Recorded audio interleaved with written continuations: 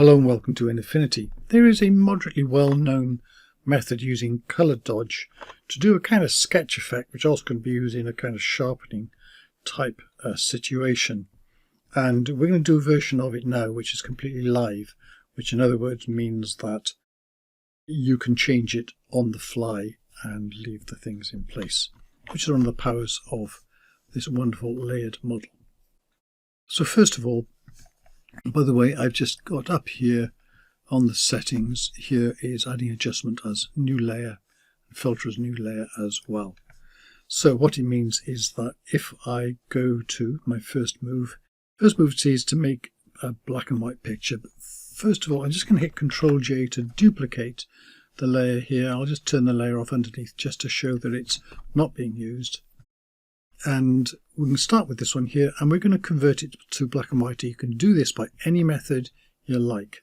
I'm going to do it to a fairly standard one of hue, saturation and luminosity.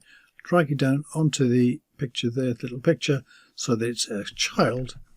And this is just to help things along, and just drag saturation down. A very simple way of doing it. You could use several other ways, including the black and white conversion and other methods.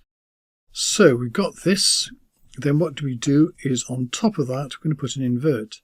So the adjustments there, I'm going to put an invert, and on top of that I'm going to put a blur. So live filters and Gaussian blur, and then turn the radius up a bit here to get a bit of a blur going. Notice around the outside we've got this kind of effect where it's going kind of transparent. Click on Preserve Alpha, gets rid of that. So now what we want to do, the final magical step, is I got that clicked and I shift clicked, so I got two of these together. I want to group them. I can hit Ctrl G or right click here and go group. And then that group, I'm going to take the blend mode there and change it to color dodge. Bing, and we then have our kind of sketch effect. If we zoom in up here to see what's happened, then I'm going to put the original bottom layer on as well, so that if I'm going to click this one and shift click again to hit Ctrl G again to group this. So I'm going to call this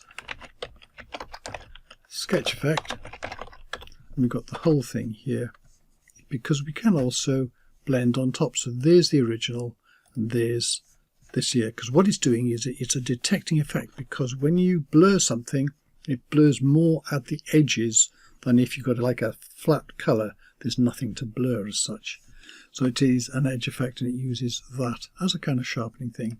But what we can do is open this up, open up the group now, go back to the Gaussian blur, and I can change this to change how far that goes out. And this is like the radius in a sharpening effect. And what I can do then as well is take the top layer there and change the blend mode of this to go to something like multiply here, because it's only going to be darkening. So if I did overlay, it's kind of a similar effect. So I'm going to go, actually put overlay, it actually comes out a bit cleaner here. But if we take the one before there and after, it's actually, let's change that back to multiply, because then you can see the effect just where we've got that. And as I turn that off and on, you can see that just on the darker side that this has been darkened again, because white under the first group here has no effect.